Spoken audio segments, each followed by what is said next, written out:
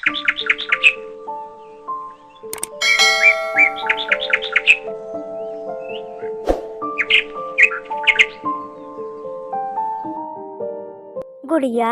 मैं तो आज थक गई, मगर आज मुझे कहीं से भी भोजन नहीं मिला।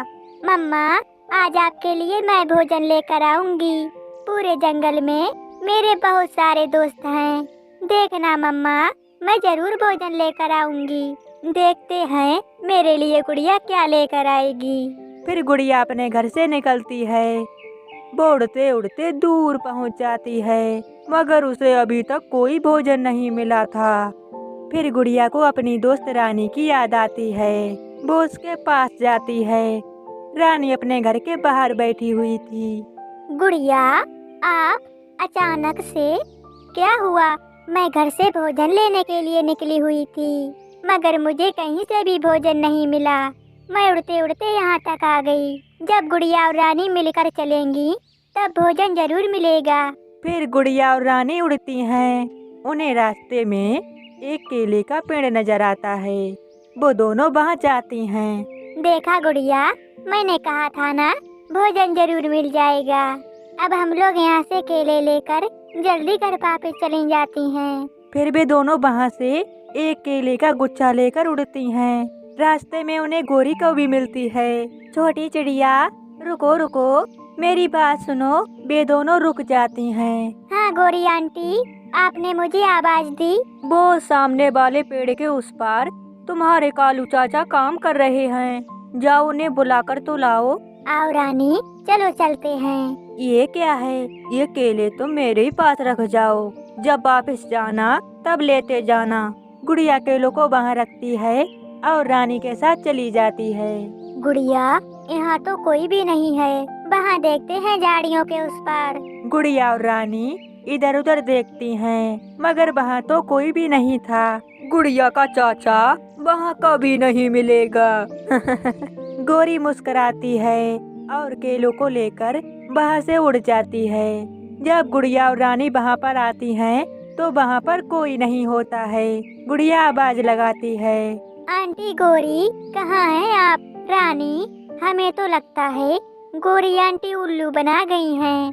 मुझे भी रानी कहते हैं।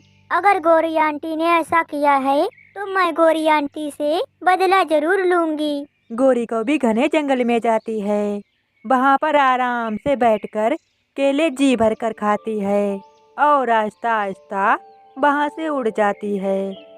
गोरी उड़ती हुई जा रही थी, तभी उसे एक पेड़ से आवाज आती है, गोरी, यहाँ आओ, मेरी बात सुनो। ये पेड़ मुझे बुला रहा है। गोरी को भी पेड़ के करीब जाती है। गोरी, मैं एक चमत्कारी पेड़ हूँ। मैं तुम्हें सोना दे सकता हूँ और सोने का बना हार और एक हीरे की अंगूठी।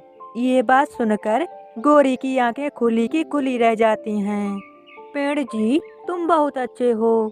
मगर ये सारा सोना मैं तुम्हें तभी दूंगा जब तुम हमें मीठी खिचड़ी ला कर दो। फिर ही तुम्हें ये सारी सोने की चीज मिलेंगी। अरे पेड़ जी, मैं सोने का हार लेने के लिए कुछ भी कर सकती हूँ। ये खिचड़ी क्या, मैं अभी आती हूँ। गोरी कभी वहाँ से चली जाती है। पेड़ के खोखर में से रानी बाहर निकलती है।